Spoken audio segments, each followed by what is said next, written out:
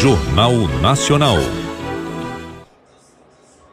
Boa noite. Boa noite. João de Deus é condenado a 19 anos de prisão por crimes sexuais. O goleiro Jean deixa a cadeia nos Estados Unidos. O presidente da Câmara diz que um novo imposto sobre movimentação financeira não passa no plenário. A criação de empregos no Brasil tem o melhor novembro em 9 anos. O Ministério Público do Rio detalha o envolvimento de Flávio Bolsonaro num suposto esquema de corrupção quando era deputado estadual. O atual senador vai à internet e nega todas as acusações. Nos Estados Unidos, a Câmara dos Deputados aprova o impeachment de Donald Trump. A ciência brasileira apresenta o primeiro resultado do seu maior empreendimento. E morre em Pernambuco o artista plástico Francisco Brenan. O Jornal Nacional está começando.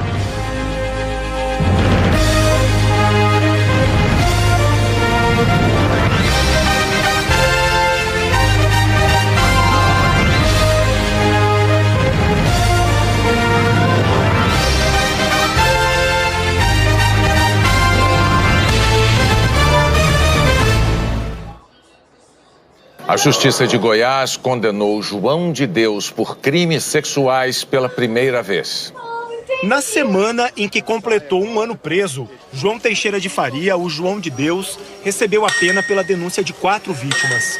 19 anos e 4 meses no regime fechado pelos crimes de violação sexual mediante fraude e estupro de vulnerável. A juíza Rosângela Rodrigues, da comarca aqui de Abadiânia, ainda vai julgar mais 10 denúncias contra João de Deus, todas por crimes sexuais envolvendo outras 44 mulheres. Não há prazo para a próxima decisão.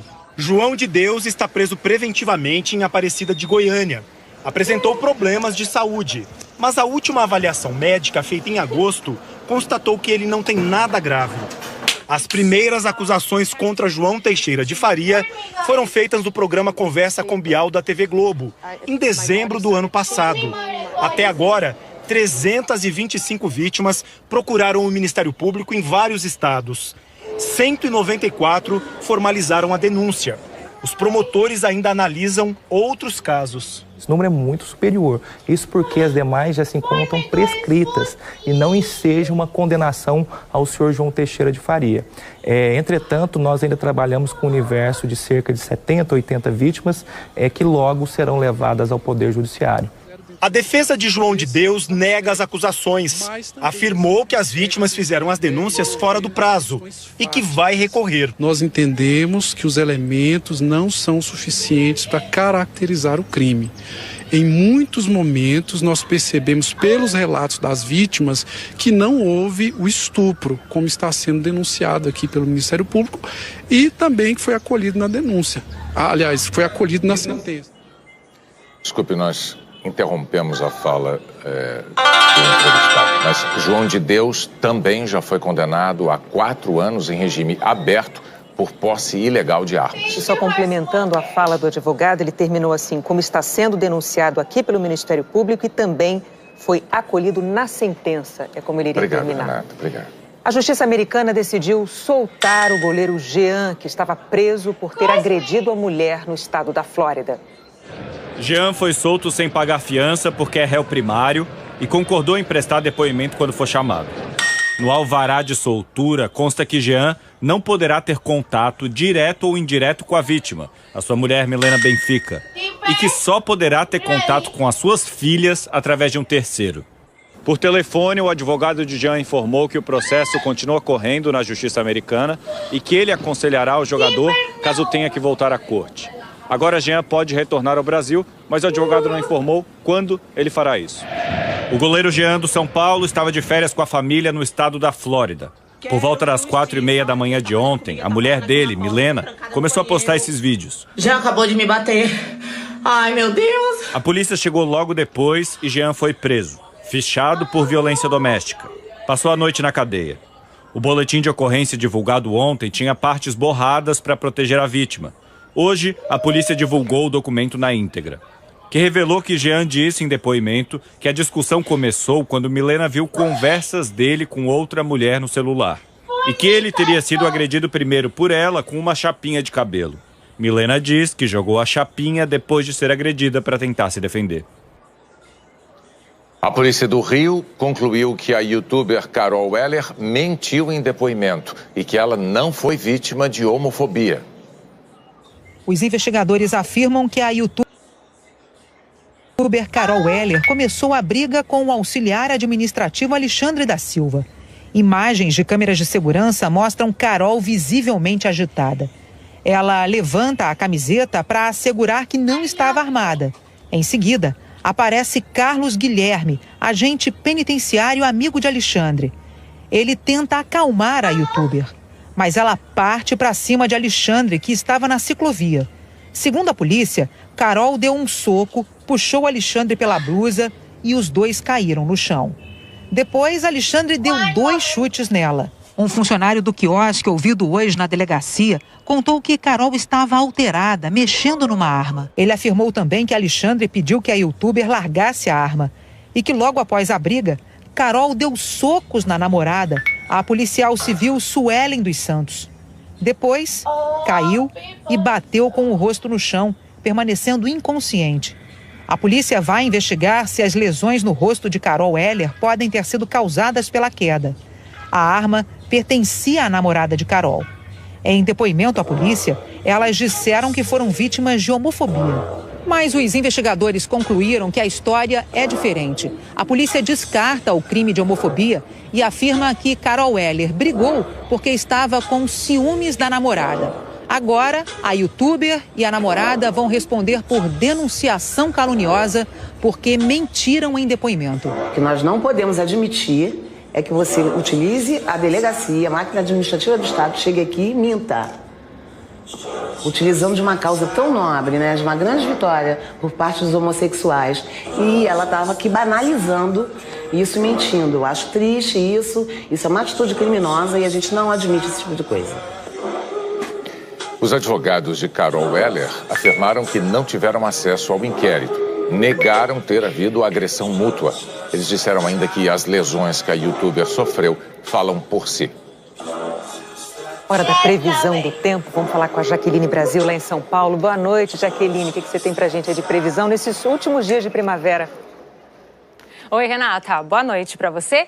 E boa noite para todos. O que eu posso dizer para vocês é que os dias agora ficam com a cara do verão, que já está na contagem regressiva. Começa na madrugada do domingo. Teremos chuva forte e com calor praticamente em todo o estado. Só em 5 capitais, a máxima amanhã fica abaixo dos 30 graus. Curitiba com 27, São Paulo 28, Brasília, Florianópolis e São Luís com 29.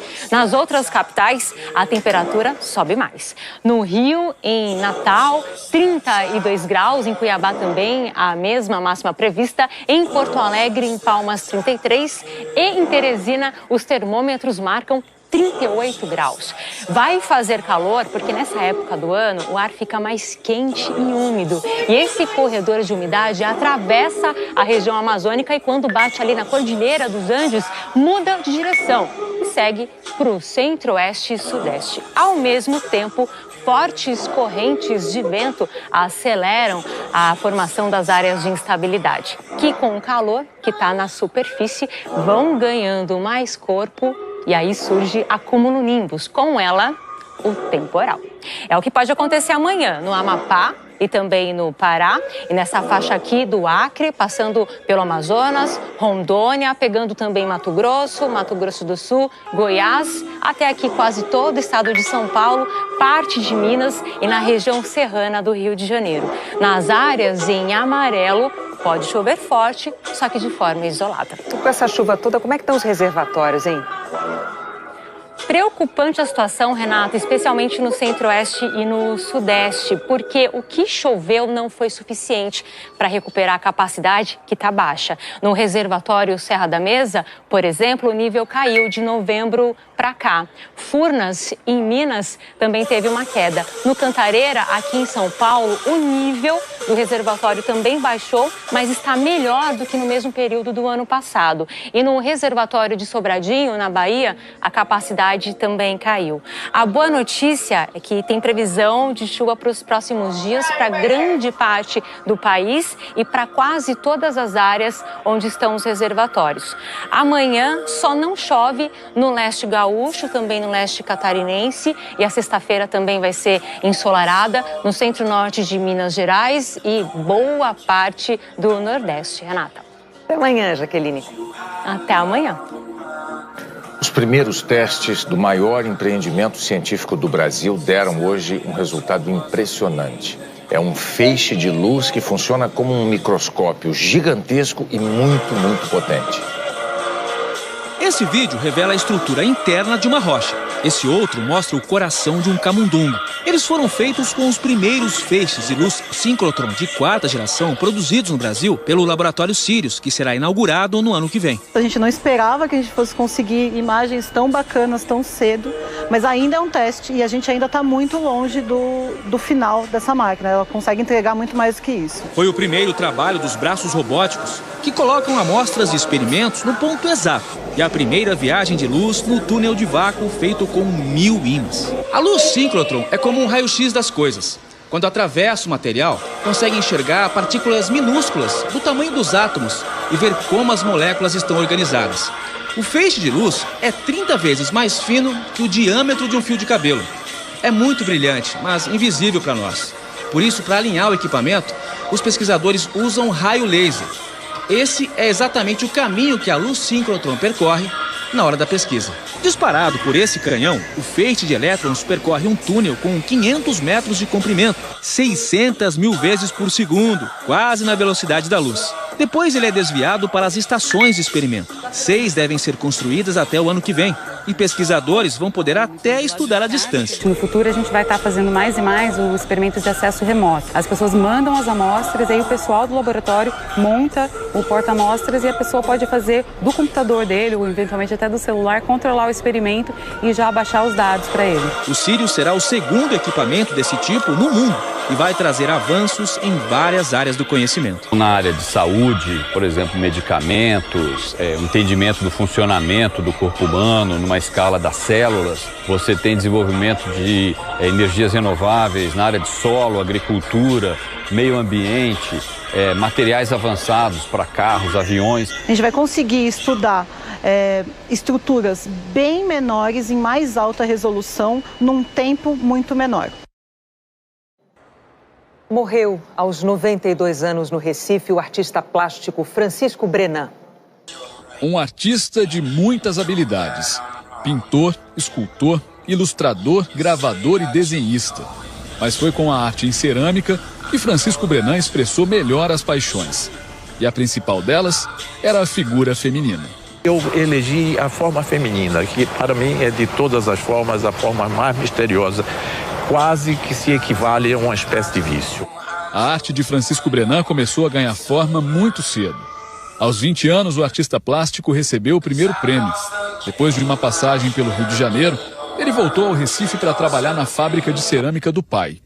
Foi nessa época que teve aulas com mestres como o escultor Abelardo da Hora e o pintor Murilo Lagreca. Encontros que marcaram a trajetória de Brenan como artista. Foi uma concepção muito particular de arte que o fez tirar do papel um sonho. Transformar a velha fábrica do pai em um grande parque de esculturas onde a arquitetura e outras expressões de arte convivem harmonicamente com a vegetação nativa da Mata Atlântica. Lá, ele criou figuras gigantes de cerâmica que retratam um universo obscuro, erótico e religioso. O sagrado e o profano são traços marcantes da obra de Francisco Brenan, representados pela figura do arco e da flecha.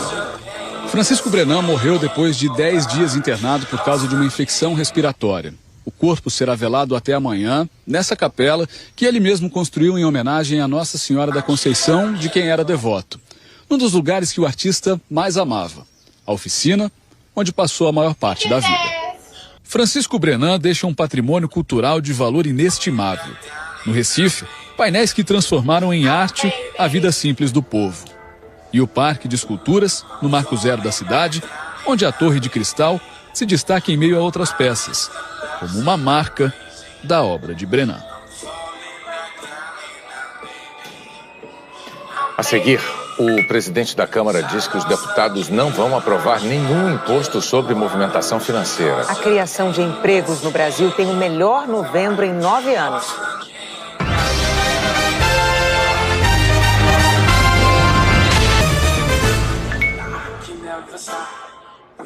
A Justiça Federal ordenou que o governo do Amazonas e a União garantam o funcionamento do único hospital público da região norte que faz cirurgias cardíacas. O Francisca Mendes é o único hospital público na região norte que faz cirurgias cardíacas. Segundo o Ministério Público, quase 500 adultos e mais de 200 crianças aguardam a vez de ser operados. A Justiça decidiu que Estado e União devem garantir a continuidade dos serviços do hospital. Há uma falha na gestão, há uma falha de planejamento na aquisição de insumos e de medicamentos, há uma falha na ordem de pagamento dos fornecedores, há um excesso de contratos que o Estado não consegue administrar e não consegue entender. Ícaro David Castro Ferreira tinha 3 meses de idade.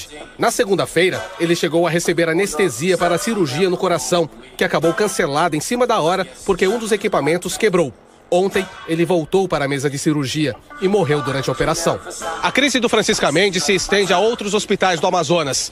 Servidores terceirizados estão sem salários desde agosto e a falta de insumos atinge toda a rede pública estadual.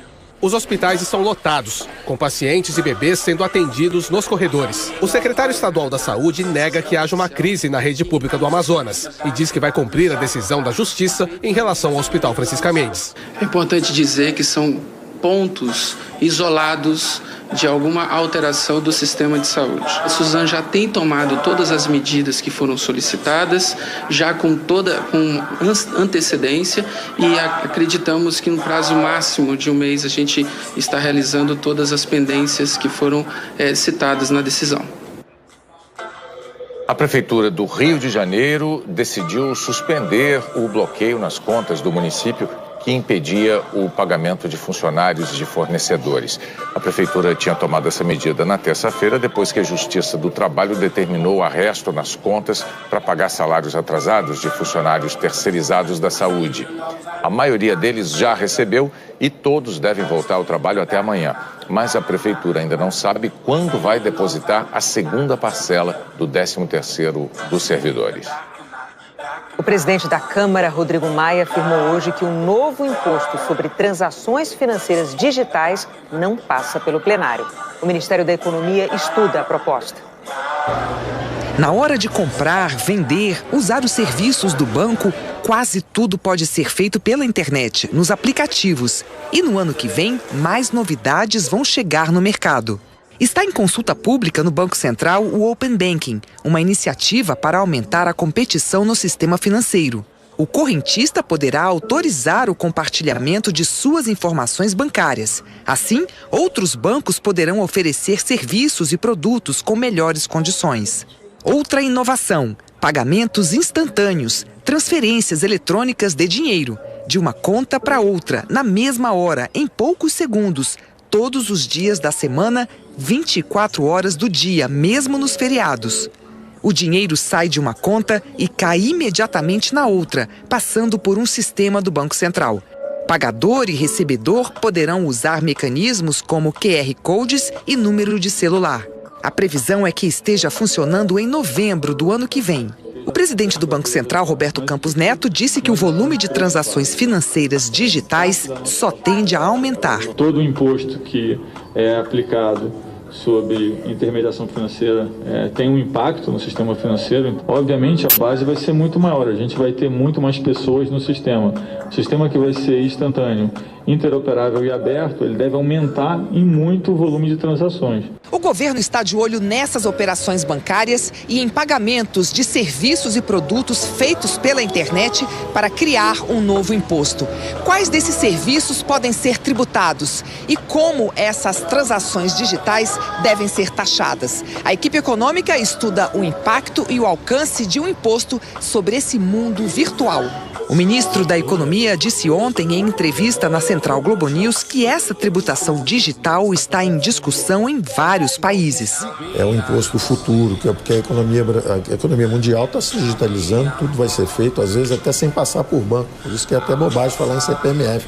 Se o dinheiro vai transitar de forma digital, eletrônica, de iPhone para iPhone, sem passar por banco, quem for pegar o imposto lá não vai pegar nada. Tem uma população inteira usando esses dispositivos, né? Seja Google, seja Amazon, seja Uber, população inteira, países inteiros usando isso e não há impostos sobre transações, algumas dessas transações. Então existem várias formas, vários estudos sobre isso. Guedes disse que tributar essas transações é a alternativa para reduzir os impostos sobre a folha de pagamento das empresas. O trabalhador, para levar R$1.000 de salário mínimo, ele custa R$2.000 para a empresa. O salário podia ser mais alto, podia ser 1.500 e o custo para a empresa mais baixo, 1.500, se não houvesse essa cunha. Então, a ideia de substituir essa cunha fiscal, esse imposto sobre folha de pagamento, por transações com uma alíquota baixa, é uma ideia inescapável. Hoje cedo, o presidente Jair Bolsonaro foi perguntado sobre uma possível recriação da CPMF. A CPMF, todas as caras estão na mesa, mas é um imposto que está demonizado. Já o presidente da Câmara, Rodrigo Maia, voltou a afirmar que esse novo imposto não tem chances de passar na Câmara. Hoje, todas as transações, basicamente, serão ao longo dos próximos anos, serão sempre digitais, então cada vez se dificulta mais a sonegação independente de uma nova tributação. E essa tributação ainda exporta imposto, né? Quer dizer, ainda gera menos competitividade para o setor produtivo brasileiro. Então não há nenhum ganho. Eu já falei com eles que não passa, então essa é uma agenda que vai ter muita dificuldade de avançar. Em novembro, os brasileiros pagaram mais de 125 bilhões de reais em impostos, contribuições e outras receitas federais. Foi o melhor resultado para o mês em 5 anos. Em 2019, a arrecadação soma 1 trilhão e 400 bilhões de reais. No mês passado, o Brasil criou quase 100 mil postos de trabalho com carteira assinada. Fazia 9 anos que não se via tanta gente sendo contratada em novembro. O comércio e o setor de serviços lideraram a abertura de vagas. No ano, o saldo é de quase 950 mil novos empregos. A criação de empregos no Brasil e o anúncio de que americanos e chineses vão assinar a trégua na guerra comercial em janeiro levaram a Bolsa de Valores de São Paulo a uma nova marca inédita. O principal índice da Bolsa terminou o dia acima de 115 mil pontos. O dólar ficou estável. A seguir, o Ministério Público do Rio detalha o envolvimento de Flávio Bolsonaro num esquema de corrupção quando era deputado. As eleições do ano que vem têm novas regras para combater as fake news.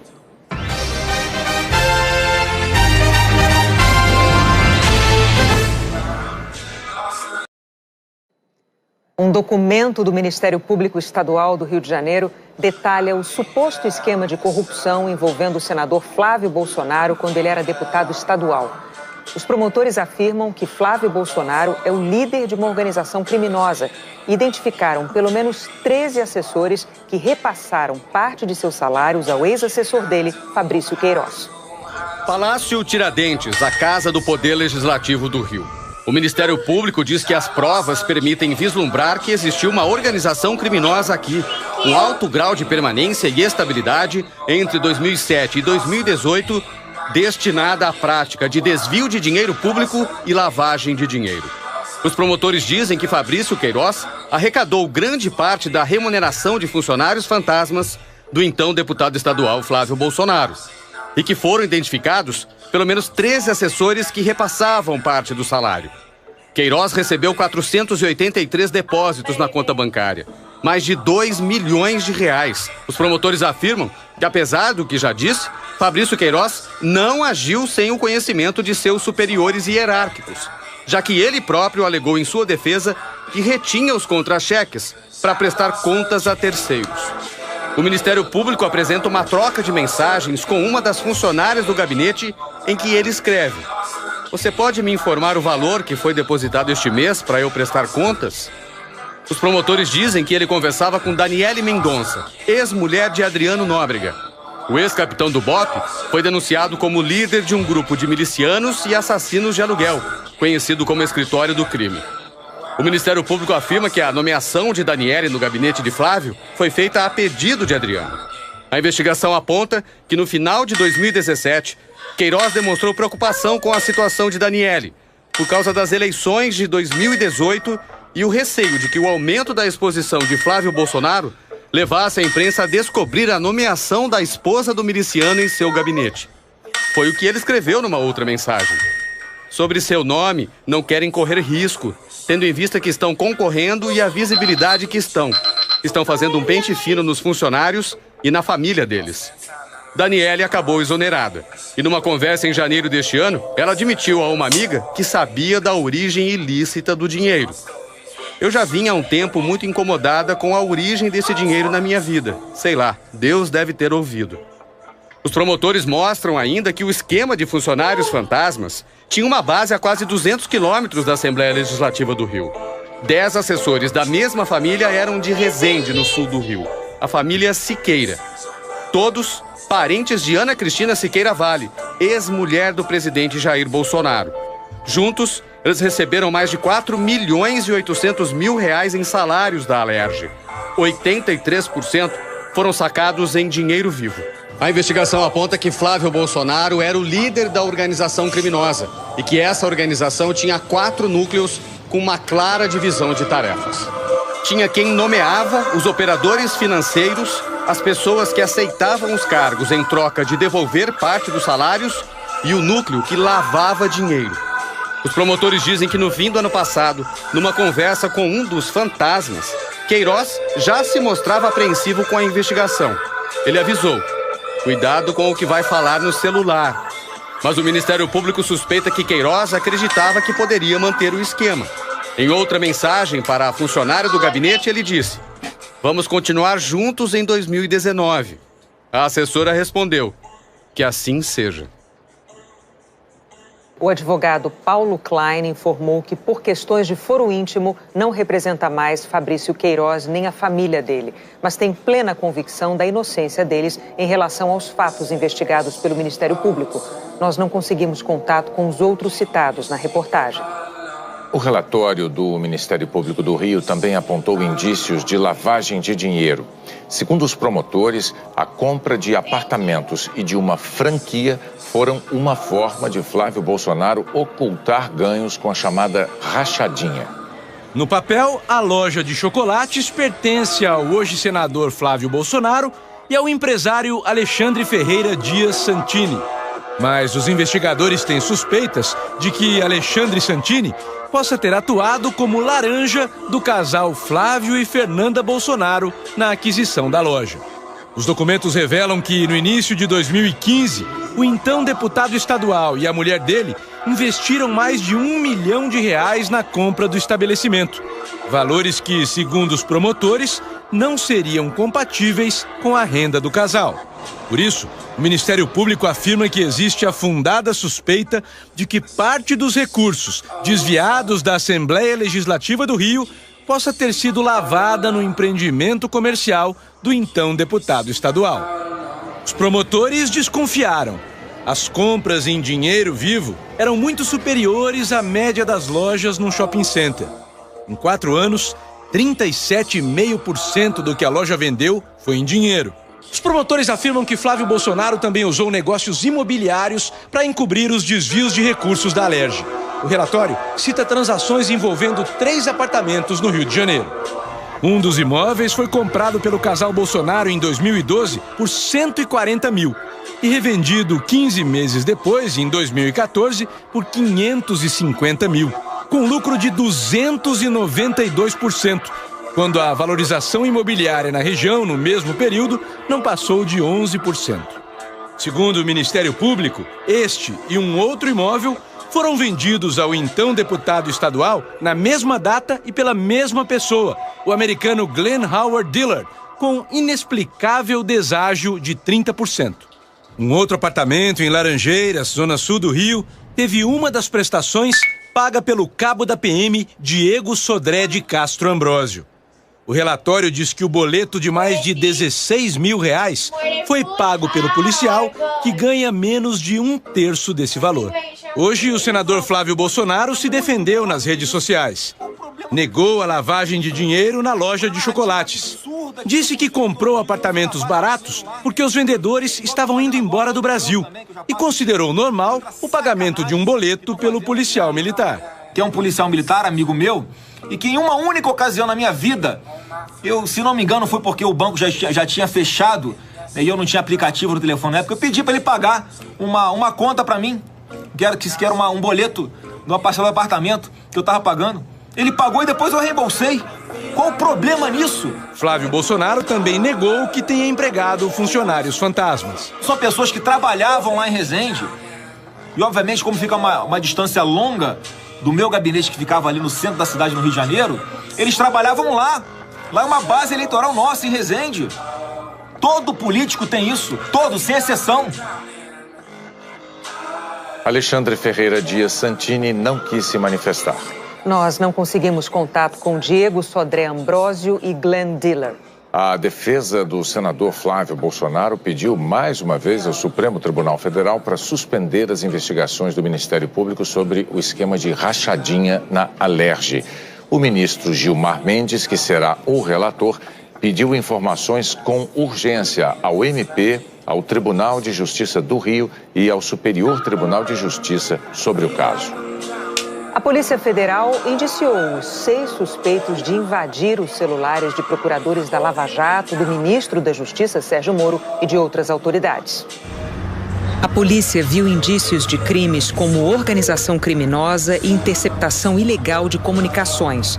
Os indiciados são Walter Delgatti Neto, conhecido como Vermelho, Gustavo Elias Santos, Danilo Cristiano Marques, Suelen Oliveira, Tiago Eliezer dos Santos e Luiz Henrique Molição.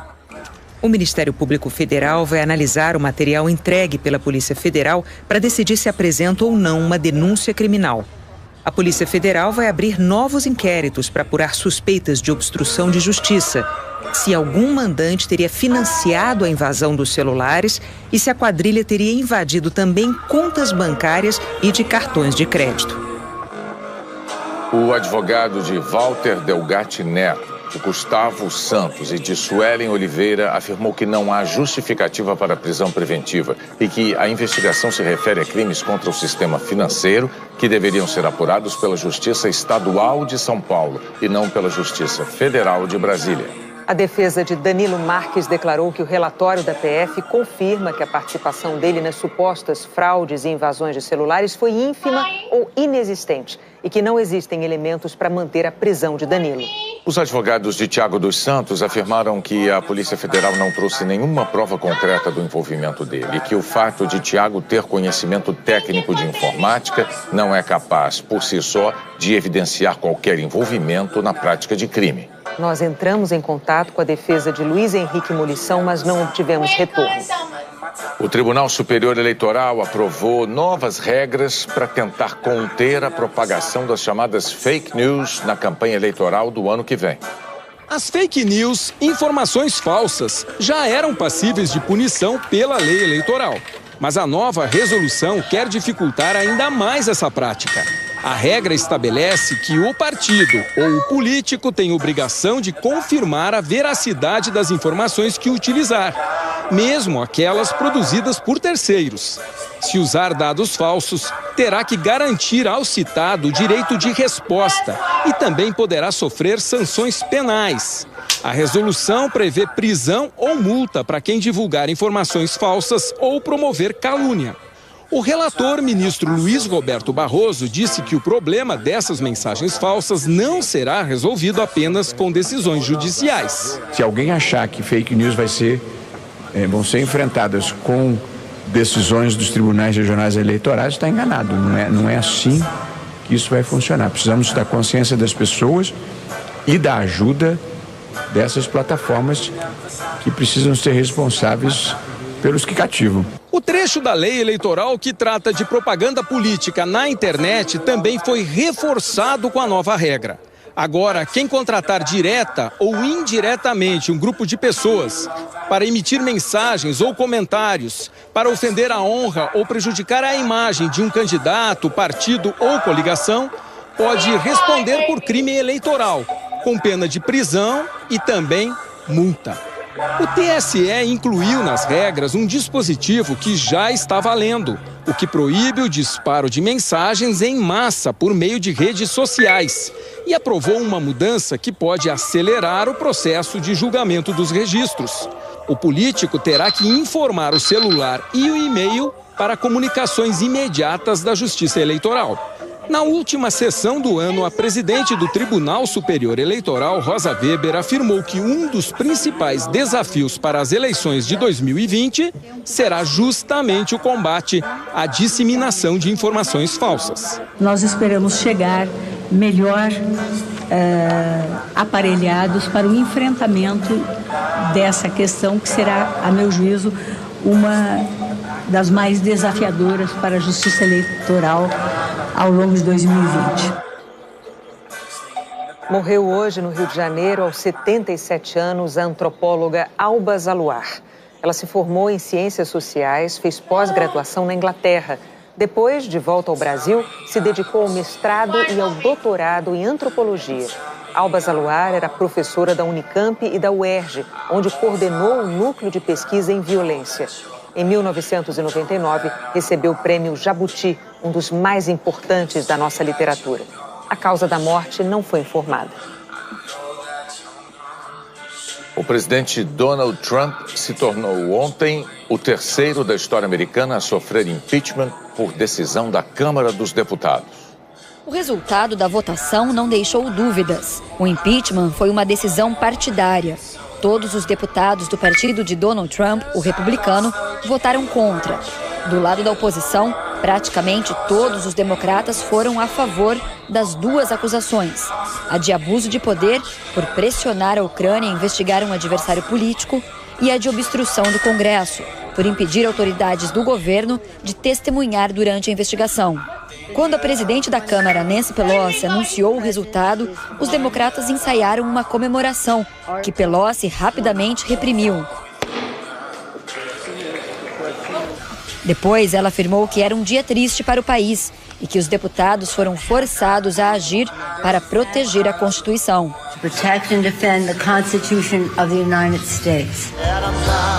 Enquanto isso, o presidente fazia um comício no estado de Michigan, onde foi ovacionado pelos apoiadores.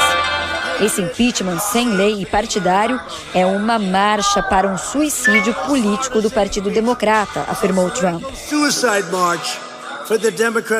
O impeachment aprovado na Câmara é o equivalente à aceitação de uma denúncia em um processo judicial. O julgamento acontece no Senado. O juiz é o presidente da Suprema Corte, John Roberts. A Câmara indica um grupo de deputados que agem como promotores. Os advogados da Casa Branca defendem o presidente. E os senadores, que são os jurados, decidem o veredito. São 53 republicanos, 45 democratas e 2 independentes. Para tirar o presidente do cargo, são necessários 67 votos. Hoje, Nancy Pelosi indicou que pode adiar o envio do processo de impeachment ao Senado para tentar negociar o que chamou de um processo justo. O presidente do Senado, o republicano Mitch McConnell, disse que este foi o impeachment mais apressado e injusto da história moderna. Hoje, o presidente Donald Trump criticou a oposição por tentar adiar o processo no Senado, controlado pelo partido dele. A Casa Branca quer que o julgamento lá comece logo, porque acredita que o presidente será tratado de forma justa e será inocentado. Eu não sinto que sofri um impeachment, porque isso é uma farsa, é uma armação, é uma coisa horrível o que eles fizeram, declarou Trump. Depois de aprovar o impeachment, a Câmara deu ao presidente uma vitória política importante. Aprovou hoje o novo acordo de livre comércio dos Estados Unidos com o Canadá e o México. O tratado segue agora para o Senado. O parlamento da Bolívia elegeu os novos juízes do Tribunal Supremo Eleitoral. Em 2 de janeiro, a corte, formada por 6 integrantes, vai apresentar um calendário para a convocação de eleições. A votação presidencial de outubro foi anulada por causa de denúncias de fraude e o então presidente Evo Morales, que disputava o 4º mandato seguido, renunciou e deixou o país. A seguir, os trunfos de Flamengo e Liverpool para a final do Mundial de Clubes.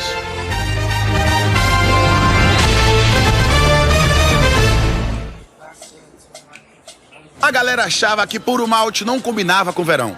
Aí a escola... Sábado, depois de amanhã, tem decisão do Mundial de Clubes. O Flamengo enfrenta o poderosíssimo Liverpool da Inglaterra. E o time brasileiro põe em campo jogadores que conhecem muito bem o futebol europeu.